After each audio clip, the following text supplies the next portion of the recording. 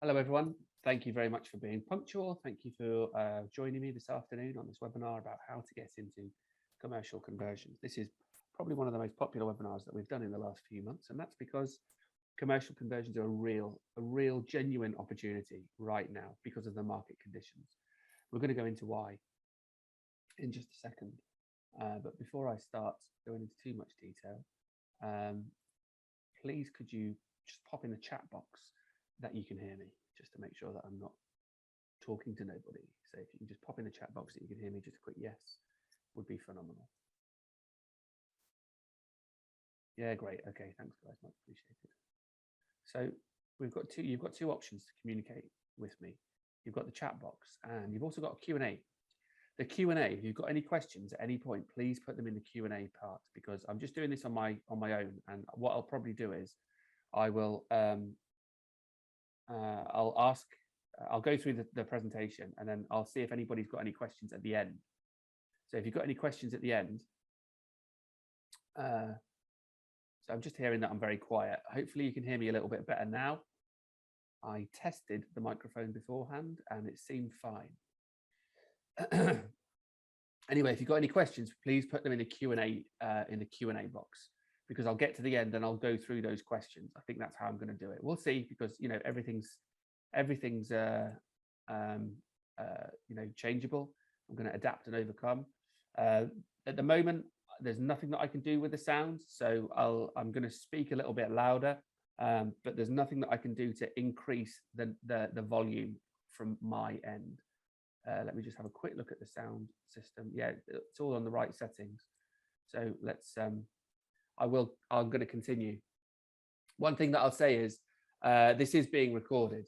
So if you want to find the recording, we'll send it to you afterwards. Because you're registered, you'll automatically get the recording afterwards. Okay, so let's carry on with commercial conversions. Thank you, TK. I'm glad it's working for you.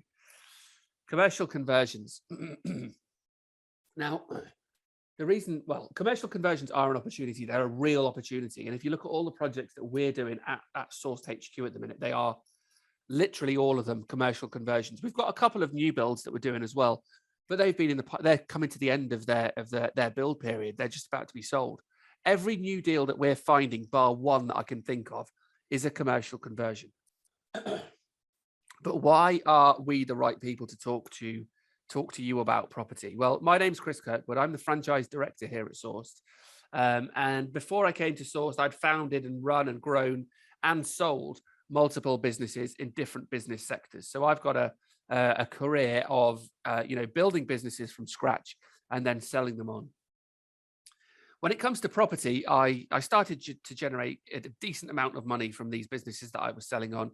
And so I looked to invest my money that I was making into property. And over the last, I've been involved in property for about 15 years now. And I've been involved in deals from £55,000 to about 150 million. So, I've got a good experience about different property deals. And also during that time and those different deals, I've been in different property strategies as well. I've done a lot of property strategies myself, and then I've been a like a mentor or a consultant on lots of other different property strategies that I haven't executed myself. So my overall experience in property is pretty broad.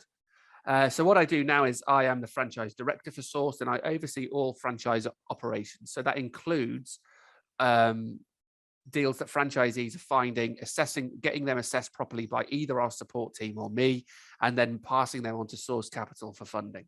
So I'm very, very heavily involved in property, and I have been for a long time. And you know what? I still love it.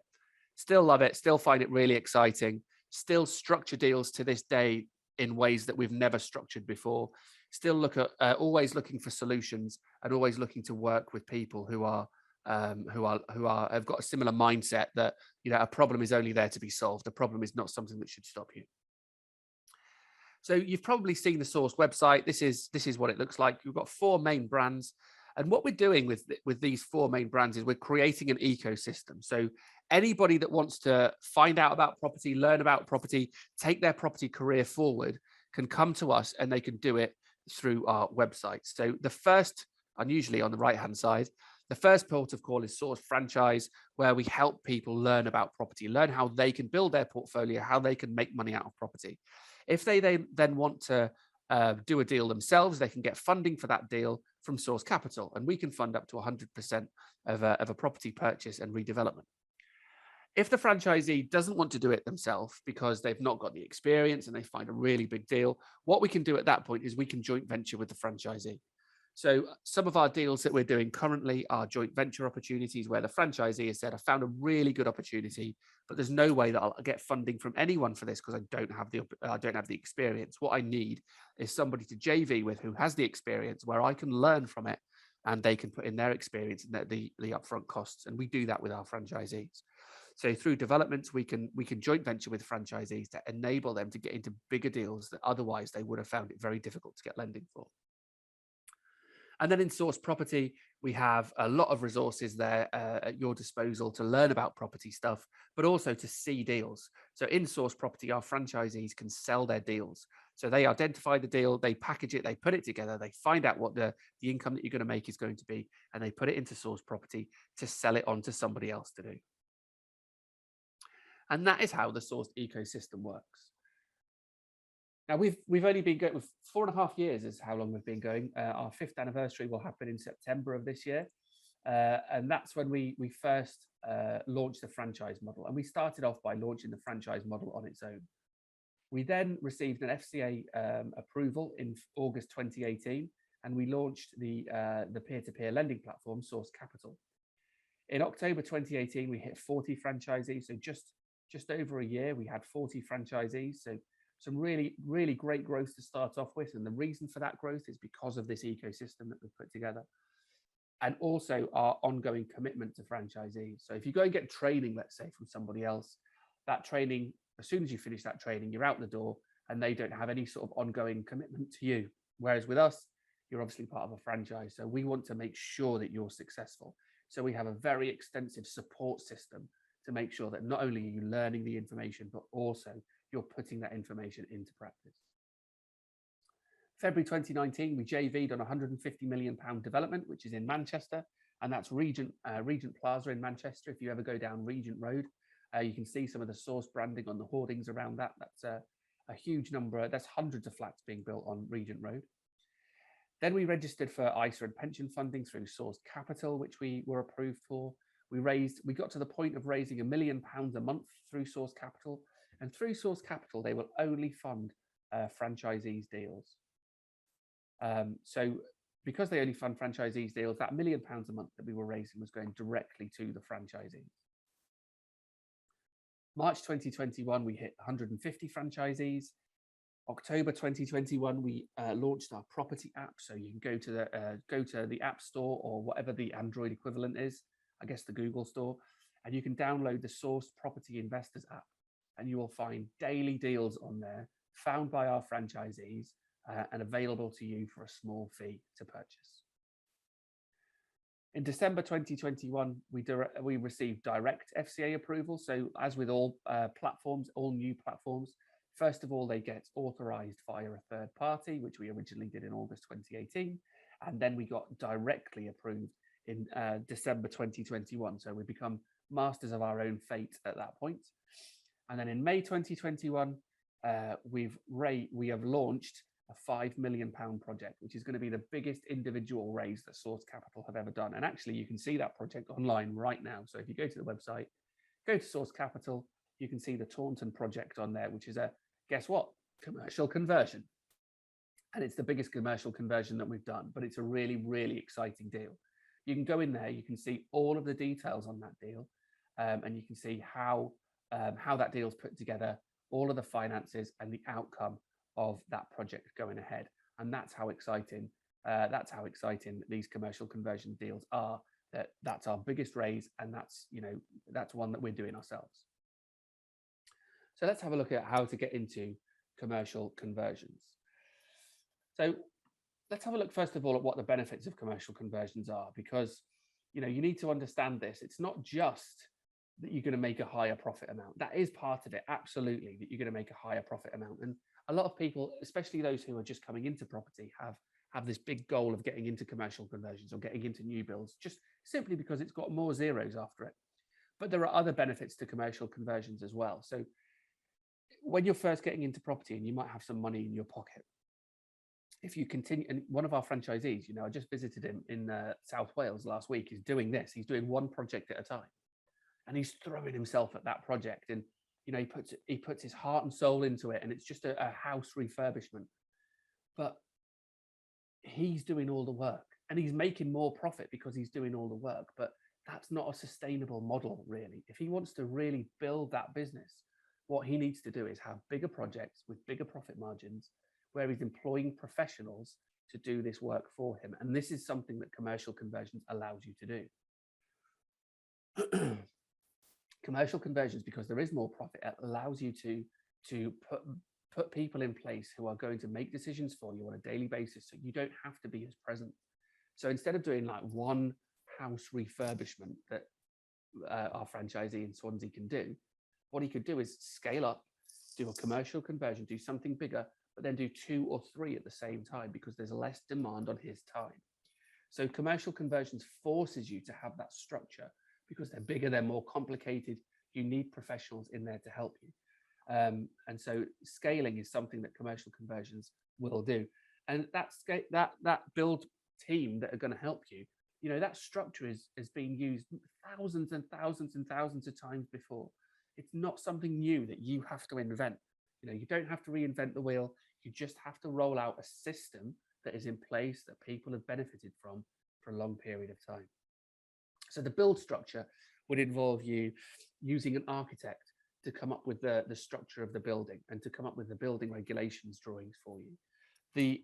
You'd then get passed on to a pre-contracts manager, and that pre-contracts manager would put that build together, put down how that build is going to take place, where all of the materials, where everything's going to come from, who's going to deliver the scheme, who's actually going to do the building, and then the quantity surveyor goes over what is needed by the pre-contracts manager, puts a price on it to make sure that your build cost is in line, and then manages the contract with those builders or with anybody involved in the project. You then, depending on the size of the build, you might then have a site manager, and that site manager, basically, it's his responsibility or her responsibility to look after that site, to make sure that that site is being run efficiently. It's the build project is coming in on time, and it's coming in, and they'll pass on details to the quantity surveyor to make sure that that's coming in on budget as well.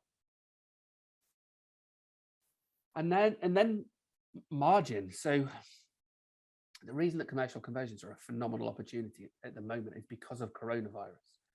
But that margin that I'm talking about now might disappear in 6 months' time. So if you look at the cost of a residential property, so this darker line is the average cost of residential properties through 2019, 2020, 21, and 22.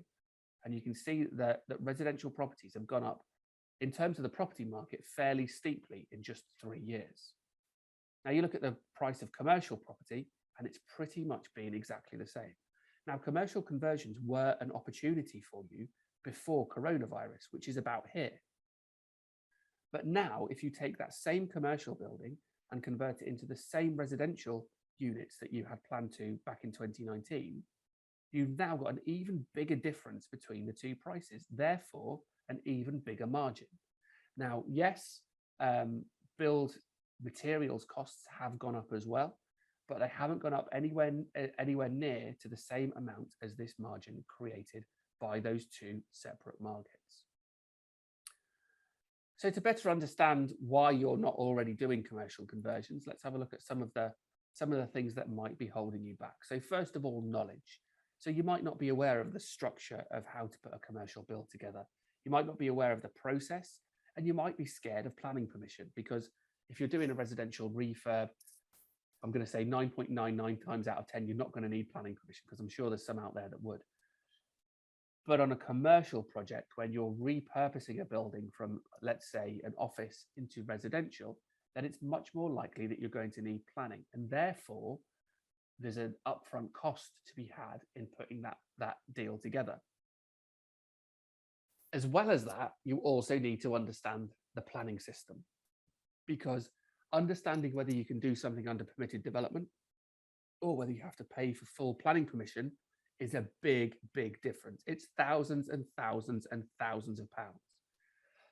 So understanding where you need to go in order to understand the planning permission or the planning application, the planning system, sorry, the first place that I would start off if I was in your position would be the planning portal.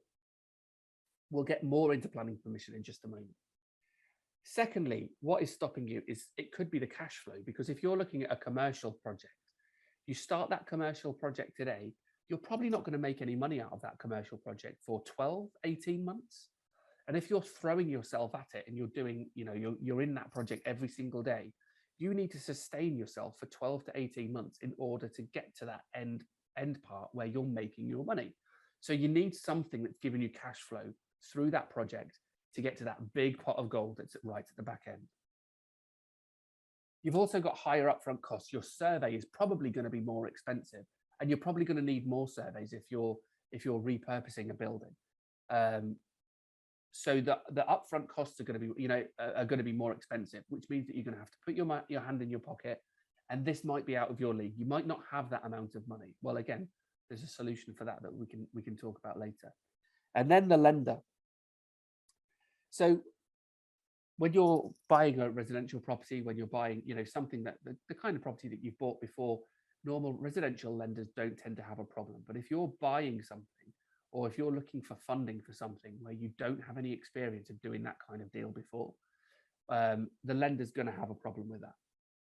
Lenders want to, the first thing that lenders are looking for is that they're going to get their money back. And then the second thing that they're looking for is that they're going to get their interest.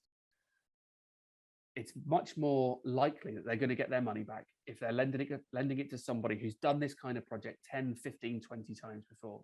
So if you're a newbie at this, it's more difficult to find lending because they will want to look at your experience. So the first thing that you can do, looking at solutions to those problems, well, the first thing that you can do is look for smaller deals. Just because it's a commercial conversion doesn't mean it's a massive thing. It can be, a shop, a single small corner shop that you're repurposing back into a normal terraced family home. Now, that kind of project, you are much more likely to be able to get lending for, because it's a small, modest, understandable deal that, so long as you've got a good builder in place, the lender is much more likely to be favorable to lend you on that kind of deal. Now, what you can do then is you can do a couple of small deals and then move on into larger and larger and larger deals. Yes, the bigger deals have got more zeros after them. They're the really desirable ones, but you have to be realistic about the way that you're building your business. You're not going to be able to go into it on your own, into that first deal, and have some huge commercial conversion. Lenders just won't tolerate that for a moment. They want to know that experience is within the ownership of that business. So what can you do about your knowledge? How can you, knowledge was one of the first things that we saw as a potential problem. So you could work with somebody who's done commercial conversions already. So I'm sure you could find on Facebook, you could find on LinkedIn, you could find somebody who's doing a commercial conversion. You could connect with them. You could see if you could shadow them for a period of time in order to learn about everything that they're doing on their commercial build. Now, you might have to offer your time for free, but if you do that, you're getting the knowledge to then take it onto your next build.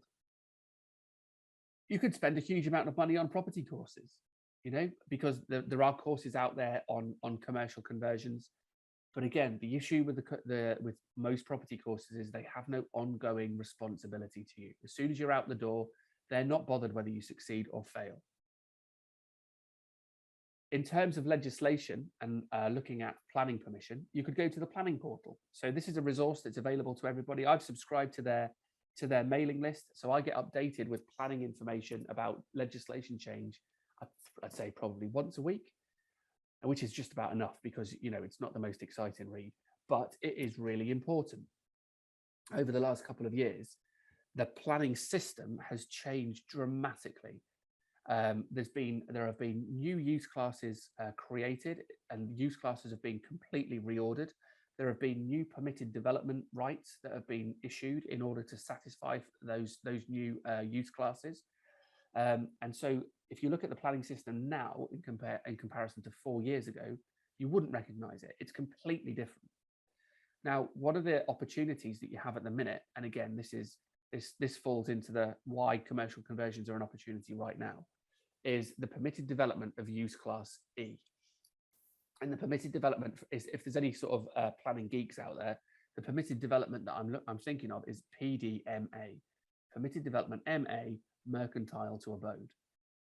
What that allows you to do is transform something that is in use class E into residential use class C3 without the necessity of going through full planning.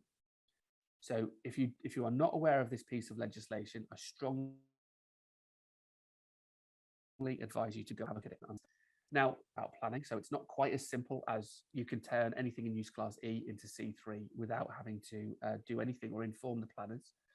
There are limits and there are restrictions around that. For example, one of the subcategories of use class E is a retail shop. Now, if you want to turn a retail shop into C3 residential, that retail shop has to be under 1,500 square meters. In order to turn that retail shop into residential, you then need to submit a prior approval to the council to make sure, to the planning department of the council, obviously, to make sure that you are, the shop that you have found fits within the rules of PDMA. So that's one of the subcategories. Another subcategory will be offices, and there'll be different criteria that you need to stick to in order to convert an office into residential. Then another one's going to be light industrial, and then there's going to be clinics, and each one of them, each subcategory has its own rules for what you need to deliver in order to allow you to turn it into C3. So legislation is a huge one. You need to be absolutely up to date with your knowledge of legislation, and to the point where the training courses that we put on for our franchisees at Source, the first thing on every single training course that we do is research. It's so important that you understand what's going on, not only nationally, but also in your local area. So we renew our research every single time that we do a training course. And then that's another option for you, because you could become a franchisee, which would open you up to both of those things. So you could come on the training, you could find a small commercial conversion, you could do that yourself, and then do another one and then scale up slowly. Or you could find a whacking great big commercial conversion, you could bring it to us and we could joint venture with you. Your name would be on the ownership of that property, and we would split the profit between you and us, and then we can help you then go on and do the next commercial conversion on your own, where you retain 100% of the profit. So that's the solution. They're the solutions for knowledge. Let's have a look at cash flow. So it's really important with cash flow that you know what your solution is going to be before you commit. What you don't want to do is you don't want to find a commercial project and then try and solve how you're going to create cash flow through that project. You should think about it before you're pushed into a corner for the best way that you can find cash flow. So, for example, you could what a lot of our franchisees do is they either trade deals on, so they're finding deals on a regular basis, they're putting them on the app, and then they're selling them to investors for £3,000, £4,000, £5,000, and that satisfies their cash flow through that period where they're building those projects. You could find some rent-to-rent deals.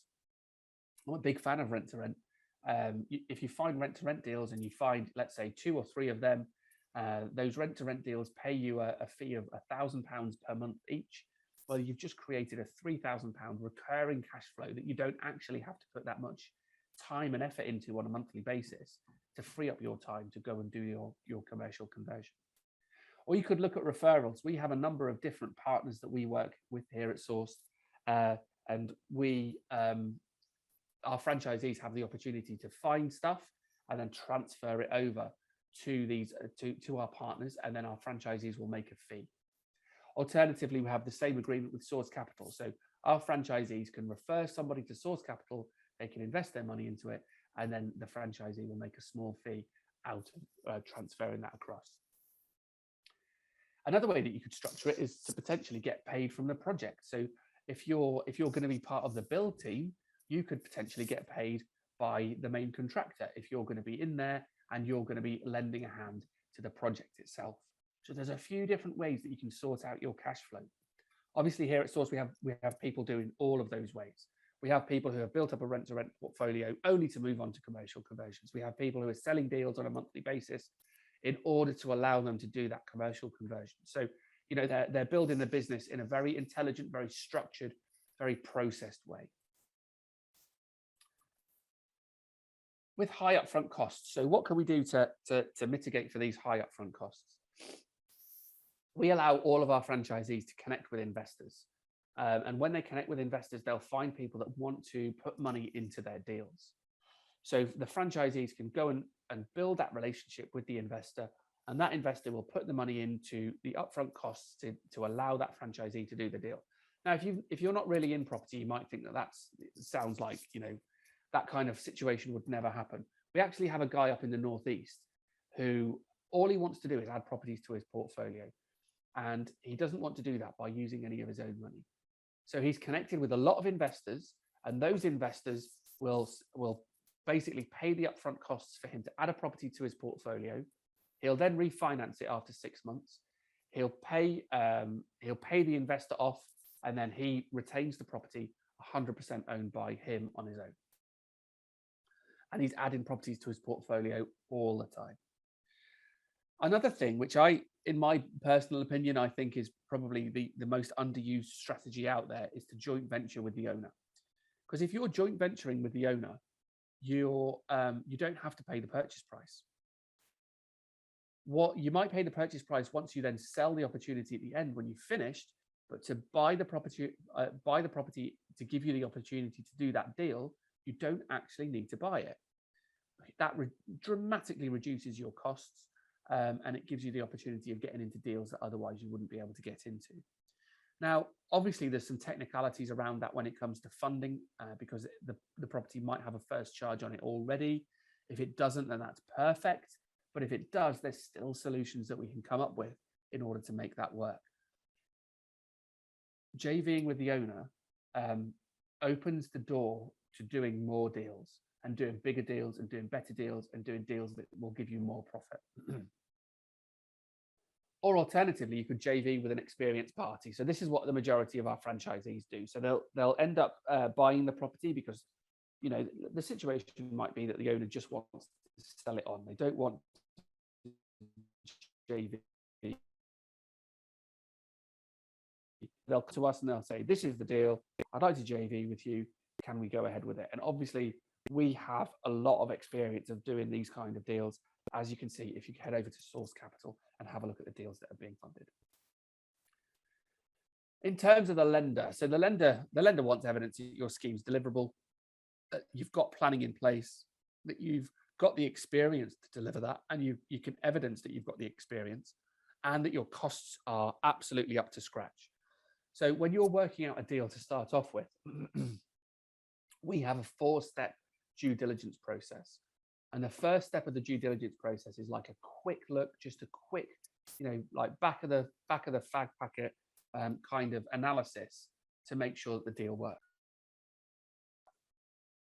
And if it does work, you then go on to stage 2. And if stage 2 passes, you go on to stage 3. And if stage 3 passes, then you have to compile the detailed information about your costs. So to start off with, when you're just assessing the deal, you're just going to have a quick look at it. But by the time that you're approaching the lender and you're going to them with looking for the money to borrow, you need to make sure that all of your costs are absolutely as detailed as they can be, that they come directly from somebody who's actually going to deliver that scheme. Because if you haven't done that, the lender's going to kick it back to you and say, well, that's just a number. You haven't actually shown me who can deliver that and that they agree to deliver it for that price. You need to evidence absolutely everything. So if you're looking at a bigger scheme, who is your project manager? Who is your quantity surveyor? Who is your site manager? You know, you need to show all of the experience that is coming into your team in order to deliver that project. That's only going to do you a service when the lender is assessing your project. From us as well at Sourced, we have a support team. We have a fantastic support team, and the structure of the support team, you know, they're there to aid the franchisees becoming more successful. Now, for one franchisee, it might be looking at rent-to-rent deals. It might be looking at deals to sell. For somebody that's looking at commercial conversions, the support person will help them look at that deal initially, assess that deal, put the deal together in order to approach lenders in order to get the funding. So their support person is on hand for as many one-to-ones as that franchisee needs in order to basically hold their hand through the entire process. So where are we going to find commercial conversion leads? So the first place that you might look to is Rightmove, but actually the commercial section of Rightmove is really not that great. It really doesn't have that many properties on it. Rightmove is totally dominant when it comes to residential, but really not when it comes to commercial. And really, there isn't an alternative to the commercial stuff for Rightmove. So there are lots and lots of other online agents that claim to have national coverage, but nobody dominates the market like Rightmove do. So it would be a case of finding out the commercial agents that operate in your area and nationally and going through them. We provide a list for our franchisees, and on induction, when they start, we encourage them to go through that list, work through that list, and find which commercial estate agents operate in their area, and continue to go back to those commercial estate agents, because that's where the majority of our leads come from. Every lead that we've done at Sourced HQ, every commercial property that we found has been on the market. And at the moment, in our entire pipeline, including the stuff that's in planning, we've got about £35 million worth of property. So everything has come up from on the market. And we're only going to do it if the deal actually stacks up. You could also look at specialist sourcing platforms like Land Insights. If you haven't heard of Land Insight, then go and check out their website. Commercial property is slightly different to residential in that when commercial property is leased out to somebody, that lease is registered with Land Registry. And what Land Insight does is it, first of all, identifies all property by the use class. So it'll show you all of the use class E property, which, if you remember from before, that gives you access to the permitted development. And when you've got that use class E property, Land Insight can then show you which of those properties are empty. Because if there isn't a lease registered against that property, it must be empty. Therefore, you can identify not only use class E properties, but also the properties that are empty, which can use permitted development MA and keep your costs down for the planning, which make it more likely, because it's empty, that the person is going to sell that property onto you, and you can contact them directly because you can see who that owner is. A really, really useful tool. At Source, the franchisees get a 50% discount on Land Insight. If you're outside of Source, then you're going to be paying normal retail rates. But products like that are incredibly useful. And then you've got direct to vendor. So, walking around the neighborhood, talking to people in your network, communicating with them, and finding out if there's any opportunity with any of the empty commercial units that you can see in and around where you live. How do you know that the commercial unit is going to work? So we have quite an extensive deal calculator, which you can see here. This deal calculator is only available to franchisees, and at the minute we're actually building this out to be a web-based deal calculator to make it a little bit more palatable and a little less sort of scary when you first look at it, because there's a lot of cells on there that you need to fill out. But essentially, this deal calculator tells you whether a deal works or not. You've got the first stage, second stage, third stage, fourth stage. And once you've done those 4 stages, you'll know whether that works as a flip opportunity. You've got a refinance stage there in the middle, and then you've got a renting out. So if you wanted to build out a commercial unit and then hold it for yourself, you can also see what return you're getting from holding that property. Huge amount of detail in that calculator. And I would, this calculator started from my own property projects that I was analyzing 15 years ago. And I put a calculator together just to help me analyze deals. And then gradually over time, it's evolved and become bigger and more capable and more comprehensive and more detailed.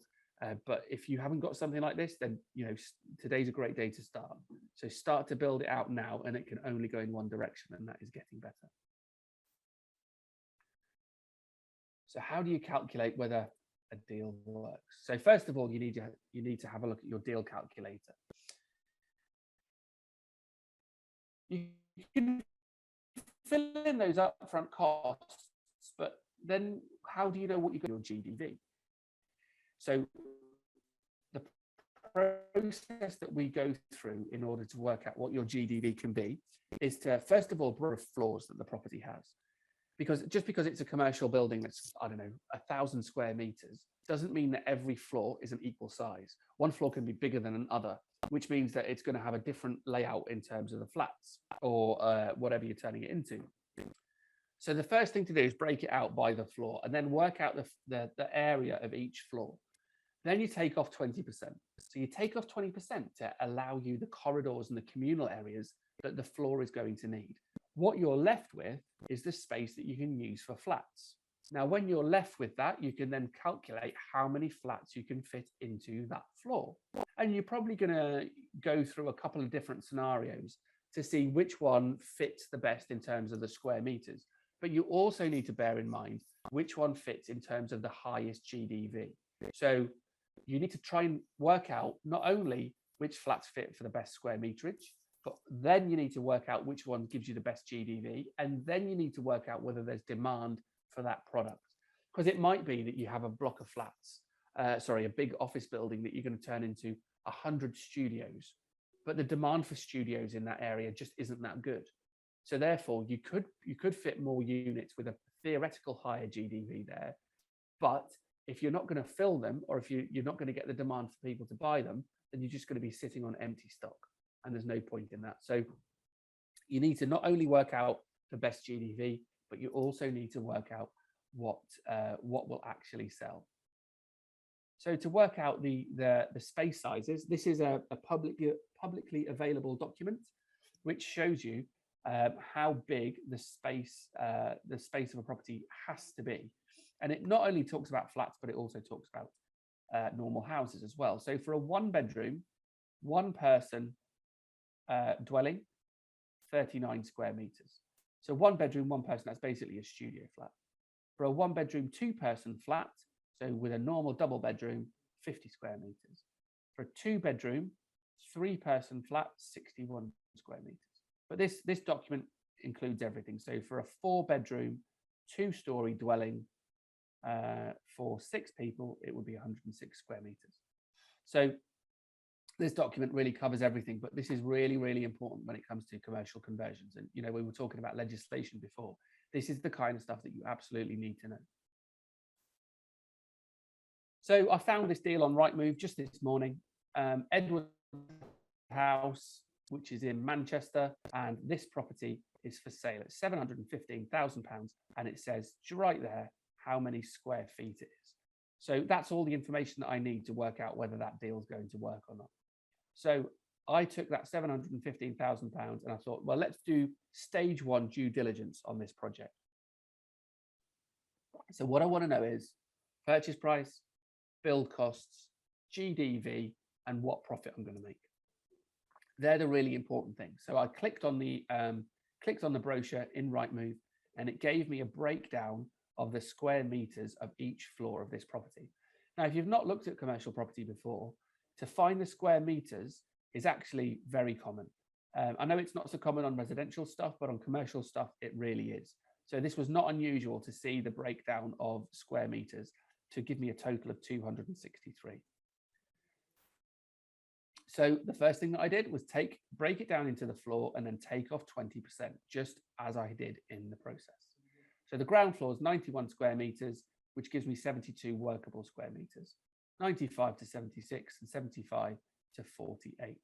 So now I've got a better understanding of what workable space I can play with in order to make a deal work. So the structure that I came up with was the first structure that came to my head was the ground floor is going to be 72 square meters is quite awkward. So I'm just going to put a 2-bedroom flat in there. Now the minimum for that 2-bedroom flat is 61 square meters, but it's just going to be slightly bigger, and hopefully that will affect the GDV and make the GDV a bit higher. The first floor, I'm going to go a bit differently. Now it's 76, and that fits perfectly or very, very closely to 2 studio flats. So the studio flats that would actually come out a little bit higher at 78 square meters, but my architect, I'm sure, will be able to claw back those 2 square meters from somewhere.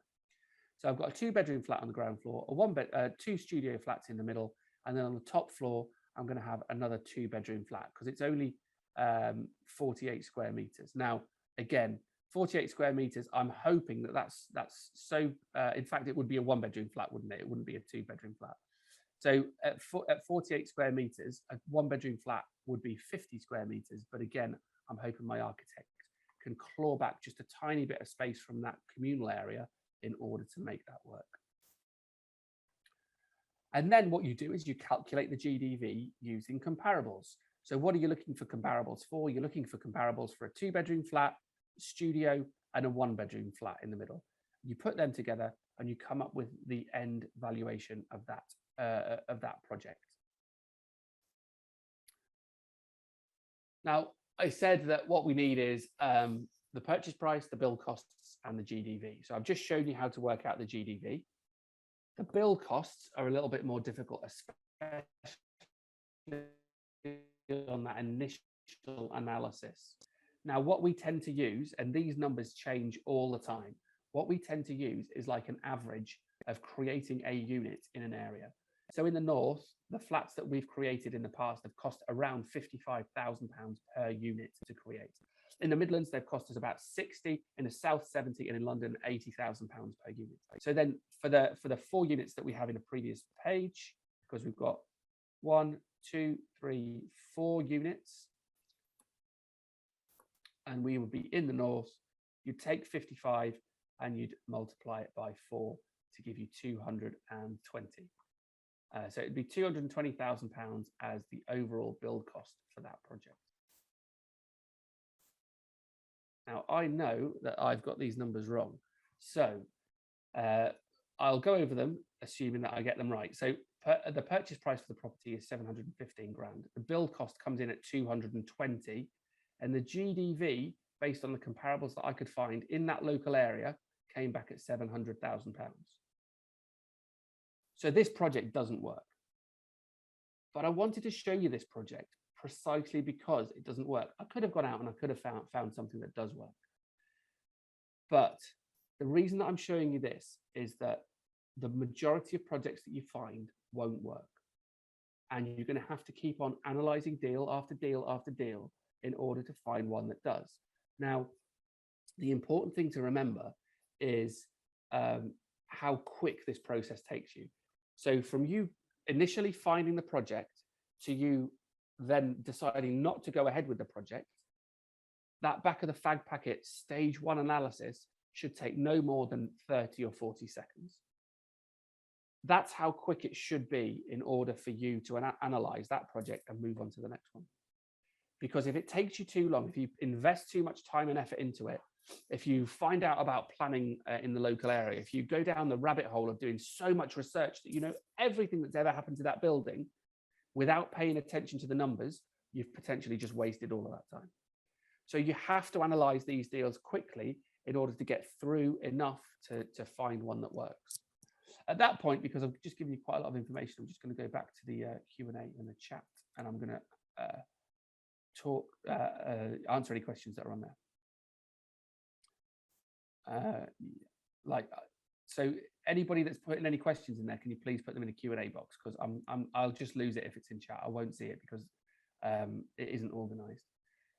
When you don't live in the UK, is it possible to join the franchise? Yes, it is. We have some people that are in Dubai that are part of the franchise. I would encourage you to talk to Sam about that. Would it be possible to get slides of the presentation? Yeah, this is going to be sent out to you guys immediately afterwards. So you'll see the recording. We don't send the slides out. So let's have a look at some real life examples. So this is Nicola Hargreaves. She is in Auchinleck in Scotland. And this was a police station. This used to be a police station. It's been derelict for something like 20 or 30 years off the top of my head. Nicola agreed a purchase price of £60,000. She borrowed £141,000 from sourced capital because the GDV was £225,000. The works cost 83 grand in order to put it together to do that deal, and her profit is about 60 grand. And that is either just gone on the market now, or it's been on the market for a couple of weeks, but that is right at the end of that project. So she's done a great job. And the reason that I want to show you this deal is because this is one of the small commercial conversions that you can do that is understandable, that you might not need to JV with somebody else for. This is exactly what she's done here. I've been inside that house. It's absolutely stunning. The level of finish, the kitchen, the big doors that she's got looking out onto the back garden, absolutely perfect. Really, really lovely. And you know, deals like this that property is an understandable family home shape. It doesn't have to be some bloody massive office block or something else that you need to repurpose into residential. So really good example. That's Nicola in Scotland that found that deal. And then Chris Richardson in Bournemouth. So this is a bloody massive office block. So he found a commercial property that was split into 14 self-contained apartments. And those self-contained apartments are ideal because it's so close to the beach in Bournemouth, are absolutely ideal for serviced accommodation. So purchase price for this one, £875,000. The loan that he took out was 1.2 million. GDV 2 million, conversion costs 480, and so the profit on that is £420,000. Now, this is a great example of a project that Chris has. He didn't do this himself because this was his first ever property deal. So he joint ventured with us to do this, to bring the experience to the table, to get this deal over the line, and he still got a share of the profit. The interesting thing about this one is he didn't actually get involved with much of the build at all. I think he was in Romania for 6 months during this build. So he chose not to be on site every day and learn. He chose to be completely at arm's length and let us take over, get it to the finishing line, and then sell those end units. I'm just going to go to the Q&A section again. Do you have to pay business rates on commercial conversions? If it's a commercially used property, from the day that it is, if it's registered as a commercial property, you will be paying business rates, unless the local council have any business rates relief that you can take advantage of.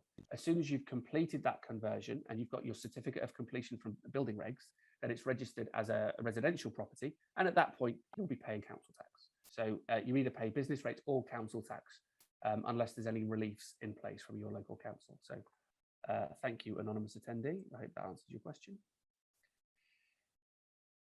Can you convert if the property is leased? That completely depends on the terms of that lease. So you'd need to look at the lease, you'd need to get hold of the lease, and you'd need to read through it with a fine-tooth comb to understand, first and fundamentally, how long that lease is, and then secondly, whether it permits you to make those kind of changes. Can I please have your contact details to reach out about potential JV agreements? So Ollie, we would only JV with franchisees, I'm afraid. We don't do any JVs outside of the business, but what I can do is I could potentially get a franchisee to JV with you. So I'll give you some contact details at the end. So take a note of them, and then you can send some details over to me, and I'll put you in touch with the most appropriate franchisee. For your rough build costs, 55 to 80, do you include financing and professional fees, or is it just construction costs? That is just construction costs. That does not include the financing costs at all. Let's just go down to the next one. Any advice, limited company versus in its own name for beginners? I'm getting confusing advice. To be honest, we always go with SPVs. We always go with limited. When you're setting up yourself as your business, I would always prefer for my businesses to be in SPVs, to be in limited companies. And I would always hold the properties themselves in SPVs, and the limited company owns the SPV. And the reason that I would do that is just because your money is much more controllable there. You can transfer money to yourself, you can register money against your own income, or you can leave it in your property, or you can leave it in your limited company, so that you're being as tax efficient as you possibly can be. I would strongly recommend that you talk to an accountant about it, and not just an accountant, but a property-based accountant. We have a phenomenal property-based accountant that takes care of our stuff, really knows every single little detail about property. And I would recommend that everybody does the same. Interview your accountant. You're employing them. So interview your accountant, make sure they understand exactly what you can take advantage of being in property. Do you hold on to your conversions to let them out, or is it all flipping? A difference, to be honest. Some we flip, some we hold on to. If it's got a gross yield of higher than 7%, we'll hold on to it. If it's lower than that, but it's got a good profit margin, we will flip it. How do you calculate GDV? I think I've answered that question. How long would you want the lease to be if purchasing? I don't quite understand that question. Do you mean if I'm going to purchase it and then convert it into something else? Well, again, you've got to look at the lenders. The lenders are the most picky people in that entire process. So if you're going to refinance it and you're going to, or if somebody else is going to buy it and they're going to be going through a residential property mortgage company to buy it, what will the lender want? And then just satisfy that lease. So if a lender wants 80 years existing on the lease, then make sure that you've got at least 125 years in place to make it nowhere near that threshold, to make it as appealing as possible. For the last example, the build cost was estimated at 34k per unit. On your example, you have shown 70k per unit for down south. Yeah, that's one. It's a really good question. Well spotted. The Bournemouth flats were smaller than 50 square meters because they were specifically built for serviced accommodation.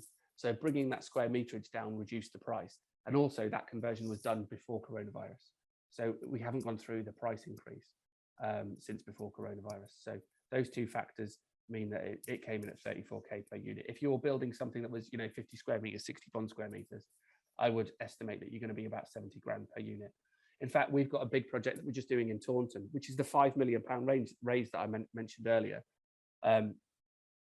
That is coming in at £68,000 per unit. So that is a today's cost for a project that is going ahead from today. So 70 is much more accurate right now. I'm just sorry, what is an SPV? An SPV is it's a limited company set up specifically to hold property. So it's not there to be a trading business. It's specifically for holding property. So it's called a special purpose vehicle. Can I get your accountant's details, as my accountant is advising in his own name? I would go onto Google and search for property-based accountants. Send me a message afterwards, and I'll give you a couple of accountants that I know of that you can make contact with. Can you repeat that about SPVs? So our structure is to put the property in an SPV and have that SPV owned by a limited company. And then I am outside of that limited company. So that's the structure that we use, but that's because that structure is right for us. And that was the structure that was advised by our accountant. For you, the structure might be completely different. You might be using LLPs instead of limited companies. Because what you need to look at is the overall tax liability that you have in everything in your life, not just the property. And the only person that can advise you what to do in that situation is your accountant. So you need to make sure that you're talking to your accountant about this. Is grade 2 listed building considered for conversion? Yeah, absolutely. We've converted a grade 2 building in Hull into flats. So a grade 2 listing means that the outside is listed. The inside, nothing on the inside of this building was listed. So all the conversion work took place inside, and therefore we were able to do it. But obviously we consulted with the council to make sure that they were happy with everything that we were doing. Okay, let's carry on at the moment. So build your property business and create financial freedom. So Source Capital, it does only lend out to the franchisees, and it can lend the franchisees up to 100% of the purchase price and the refurbishment cost. So because we've got a very limited market that we go out to in the franchisees, we are able to lend them generally more money from us than they can get from anywhere else in order to get their projects done. And this is a quote from Chris Richardson, who we did the Bournemouth project with.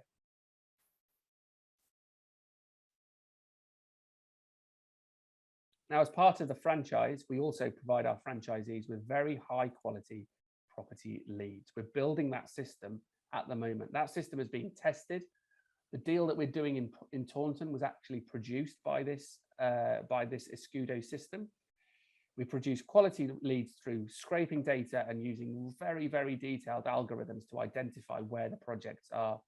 And then we give them to the franchisees individually. And these are the strategies that we create leads for at the moment, and which is being implemented through a new system that is being built as well. When the franchisees sell deals on, they can sell them on, and we can market them out to our investors. And our investors, we've got over 130,000 investors registered on our app and on our email marketing database.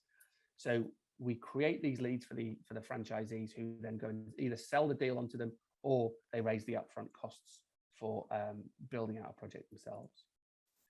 When it comes to training, we've got a very comprehensive training system.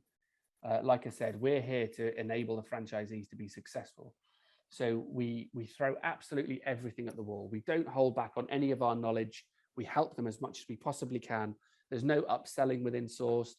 As soon as you're part of the community, you get access to everything, and all we're looking for then is the deals. What deals can we find? How can we support you? What can we do to help you be successful? We also have support days that the local support people put on. So we have support people based across the country, and those support people hold regular events to bring franchisees together, again, to help them move their business forward. It's all about success. And all of our training courses are also available online. So if you can't make it to HQ in Warrington, you can do it from the comfort of your own home whenever you want. So what are the costs of all of these facilities? So we've got opportunities with us. We've got a proven business model and some great business planning that we can do to get you started off. You've got access to our peer-to-peer platform, Source Capital. You automatically become part of a network of over 150 franchisees. You get access to all of our deal calculators and tools to assess your opportunities. You get a year access to our bespoke CRM system, and you also get added to our workplace platform to interact, to learn on a daily basis with new content that's going in there. You get access to the app, you get in-person training events, and you get your compliance training, and also access to a sales team. If you don't want to sell deals for yourself, but you're finding a lot of deals, we have an in-house sales team who can help you with that. And that only costs £12,500 plus VAT. And then on a monthly basis, you get a specific leads pack, which gives you property leads for all the strategies that I talked about before. You get your dedicated support person. You get implementation days in your local area. You get one-to-one meetings with your support person. You get access to the online training, like I mentioned. You obviously get a sourced email. You get access to our legal documents. You can take properties to auction through us in order to sell them on. You get a lot of support from your support person to do your due diligence. The support is tiered, so when you first join, you'll get a lot more. You'll get a lot of touch points with your support person to make sure that you're bedding in well. You get a lot of marketing support and information resources, and that only costs £245 plus VAT per month. You then get a lot of plugins, so you can either opt into these things, you can decide not to take advantage of them. But essentially what we want to do is we want to make sure that all the franchisees have got the best opportunity to take their business forward, depending on what they're doing, depending on what their focus is within property. So we have a lot of plugins that you can choose to take advantage of, or you can just leave them alone and go with the core package. And then there's plenty of franchisees that are very successful on that core package. Some of the additional add-ons that we've got: Loop is a lead generation system, and Land Insight is it didn't say their names. I thought it was going to say their names. And Land Insight is the analysis tool that I talked about earlier to find opportunities that are empty. We get big discounts on these guys. We get big discounts on lots of other things because we're sourced. So our franchisees benefit from a 50% discount on Land Insight, which is, in a year, that's worth over £3,000. And that's only available to franchisees. When I talk about the auctions, we can use the auction system from SDL Auctions. And what they do is they sell the deal that you find onto the auction, and you make your fee within 7 days of that auction selling. So a really quick, neat and easy system to get your sourcing fee when you don't want to have to deal with lots and lots of different investors. Now, what I would say in order to take advantage of Sourced and use Sourced to its maximum capacity is you need to get involved. So if you come on board, book yourself onto lots of training sessions. Make sure that you're going to the weekly group sessions within your tiers, within your group, your local support group. Book yourself onto one-to-one weekly meetings with your support person. We actually give all of our franchisees the ability to book into all of our support people's calendars without the support person having a say in it. So if the support person has a gap in their calendar, the franchisee can use a link that we give them. They can see the gaps in their calendar and they can book in straight away. They don't have to ask for permission. The franchisee is completely in control of that communication. We have weekly webinars hosted by HQ. You obviously get access to Source Capital. And you know what? It's very unusual that if you find a project, you can go to the lender and you can actually talk to the person who makes the decision. And yet here you actually hear back from the person who is making the decision on your deal as to whether we're going to lend to it or not. So you can, that's phenomenally insightful feedback, which you obviously not only take onto this deal, but you take onto all the future deals that you find as well. We have weekly group Zooms and we have meetings and sessions, like I said, upon request by calendar link. So as well as that, as well as all of those sort of non-property specific things, as soon as you find a property, you put it across to your support person to analyze, and then there's a dialogue that happens around that property to make sure that you're looking at it properly, to make sure that if the support person can reorganize that property to make it more profitable, that's feedback that you get. So you get to benefit from all of our experience. So thanks very much for your time. Really appreciate you spending this Tuesday afternoon with me. If you want to make any inquiries about the franchise itself, then use sam.clayton@source.co. My name is Chris. So if you've got any questions specifically for me, use franchise@source.co. I do have a few more questions, so I'm just going to hang around for a minute and I'm going to answer those questions. So just bear with me.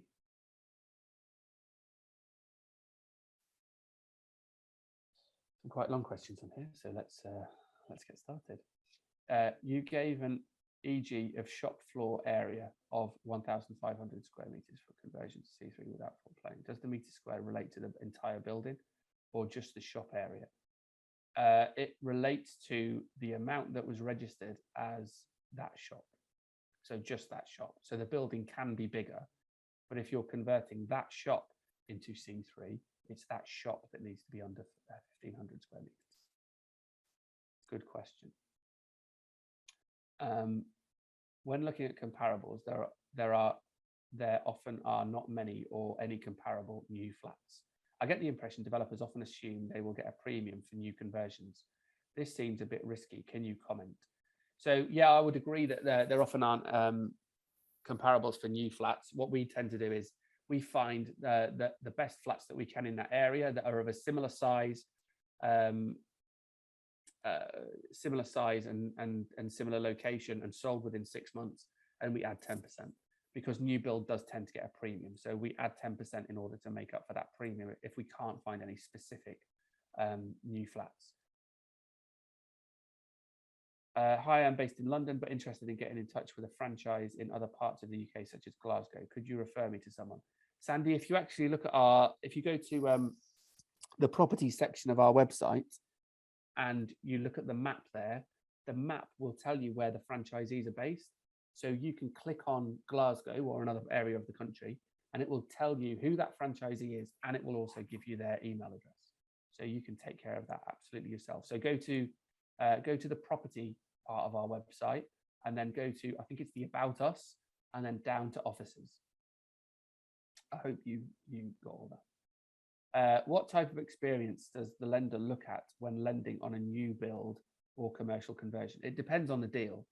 So it depends on the deal. If it's a big conversion or a big new build, then they'll want evidence that you've done a similar scheme previously. If it's a smaller deal, then they might not want evidence of a similar scheme being built, but they'll want something of a similar scale. So, if you've done a big house refurb and you're looking to do a single, corner shop to be turned into a residential property, they'll probably see that as similar experience. But they want to be able to evidence that you've done a project like that before, that you understand what you're doing and you know how to run that project. So that's what they're going to be looking for. Let me just click that one. So the process to become a Source franchisee, first of all, contact Sam, because it's not just about whether you can become a Source franchisee if you've got £12,500, because we only want to work with people who are able to take this forward, who have got the same commitment to their business as we have. So talk to Sam, and Sam will assess whether you're right for us and whether we're right for you. And if that fits really well, then we can take that forward. But Sam's email address is on the screen right now. So sam.clayton@source.co. Get in touch with him, and then you can start that process.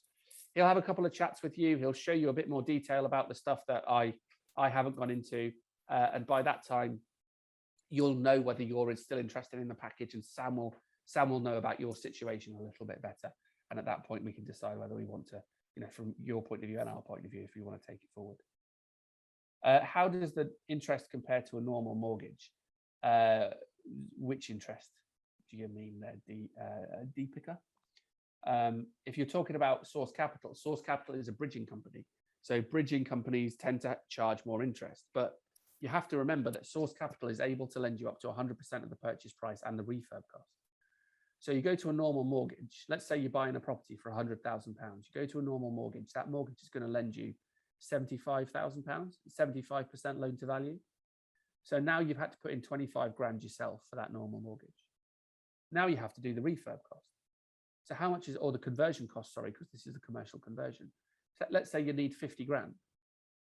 Well, now you need to put in 75 grand yourself. That's a lot of money to be putting into a project. With Source Capital, what we're saying is if you become a franchisee, we can potentially, depending on the deal, lend up to 100% of the purchase price and 100% of the build cost. So you wouldn't have to put as much of your own money into that deal to get it across the line. Now, what does that mean? All right, great, you haven't used all of your 75 grand, but what does that mean? Well, that means you can potentially do 4 deals, 4 projects at the same time instead of just one. So you're not deploying all of your capital on one project. So now you've got 4 projects going on at the same time. Let's say that each project brings in a profit of 100 grand. Well, if you're using a mortgage, that opens you up to 100 grand. You can make 100 grand. But if you're using somebody like Source Capital where you can borrow more, yeah, the interest cost is going to be a little bit more, but you're making 400 grand now, which more than outweighs the additional interest that you're paying because you're using a bridging company rather than using a mortgage. I hope that answers your question. What's the total cost of joining? So £12,500 plus VAT. On becoming a franchisee, what does it mean? What does it mean to be a Source franchisee other than to be able to JV? What else is required of the franchise? So I think probably what is the best point in one's journey to approach Source? I think just talk to Sam. Sam can take you through all of that. And so if you've got any questions, point them to Sam. Sam.clayton@source.co. So at that point, I don't have any other questions in the Q&A box. So if you're all done, I'll call it a day there. But if you've got any questions, please make sure that you go to sam.clayton@source.co and he'll be able to help you out from there. Otherwise, thanks very much for joining me on this Tuesday afternoon. And if you need anything, you've got our contact details, and I look forward to hearing from you. Cheers, guys. Thanks a lot.